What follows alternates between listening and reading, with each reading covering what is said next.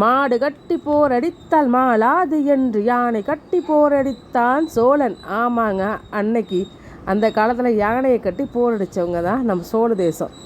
ஆனால் இந்த சோழ தேசத்தில் இன்றைக்கி என்ன நடந்துட்டுருக்குன்னு பாருங்களேன். கோழி கூவிதான் எழுந்திருக்கிறீங்க எல்லாரும். ஆனால் எங்கள் ஊர்லலாம் எங்கள் ஏரியாலலாம் நாங்கள்லாம் மயில் சத்தமிட்டு தாங்க எழுந்திருக்கிறோம். அந்த அளவுக்கு தேசிய பறவையான மயிலும் நாங்களும் ஒன்றோடு ஒன்று இணைந்திருக்கோம்னு காமிக்கிறதுக்கு தாங்க இந்த வீடியோ. உங்களில் யார் யாருக்கெல்லாம் தேசிய பறவையான மயில் பிடிக்குமோ லைக் போட்டுருங்க. நீங்கள் மொத்தமாக எத்தனை மயிலை பார்க்குறீங்கிறத கமெண்ட் செக்ஷனில் கமெண்ட் பண்ணுங்கள். மறக்காமல் நம்ம சேனலையும் சப்ஸ்கிரைப் பண்ணுங்கள். இத்தனை சிறப்பு மிக்க ஏரியா தாங்க நம்ம டெல்டா. நம்ம டெல்டாவில் மயிலும் நாங்களும் ஒன்றா தாங்க சேர்ந்து வாழ்ந்துக்கிட்டு இருக்கோம். ஒரு இடத்துல மயில் வரணும்னா அந்த இடம் பசுமையாக இருக்கணுங்க.